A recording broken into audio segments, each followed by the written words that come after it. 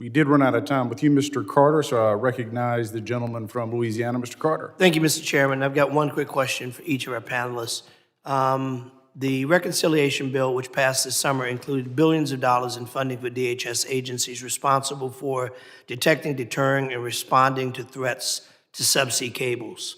How should these agencies utilize these funds better to protect subsea infrastructure? Going back to, thank you, sir, and going back to one of my previous points, I think making sure that the Coast Guard has the resources it needs to do patrols is an important piece of the answer. I can't speak to the actual capabilities and whether they've been degraded or not, Representative Carter. But I do know that in other countries it's been shown that I didn't suggest they were degraded. I said there was additional funds that have been allocated. How can we better use them to ensure that we're protecting subsea infrastructure? Thank you for that clarification. I was thinking of your earlier question to another witness. What we have seen is in other areas of the world is that aggressive deterrence by military or police activity really makes a difference. We've seen that in the Baltic. There was a huge media frenzy about cable breaks in the Baltic.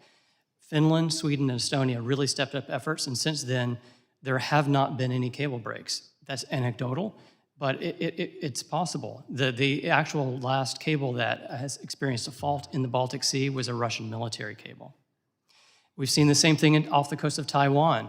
Okay, so I don't want you to miss this great opportunity. I'm saying you just got a whole lot of money, and we're asking you to help us spend it. So I don't want you to look back at this at blew this moment. We want to make sure we hear from you, policymakers who are appropriating money to make sure that we're doing and hitting the spots that you think as experts need to be hit. DHS has a lot more money that is in the reconciliation bill.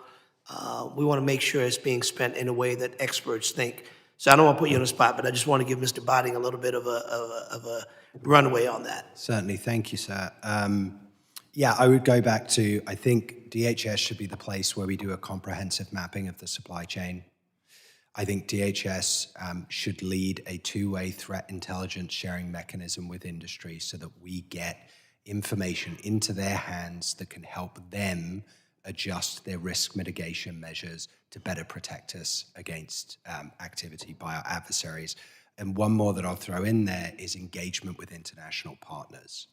A lot of the challenges that we face are mirrored, if not amplified, in foreign jurisdictions. And so if we look at things like time for permitting approvals or repair ships getting in, we are not the worst offender in the US, but we are impacted when capacity is taken out of the global interconnected cable ecosystem when others do not address those issues. So I would strongly encourage engagement with international partners through DHS as well. Thank you, sir.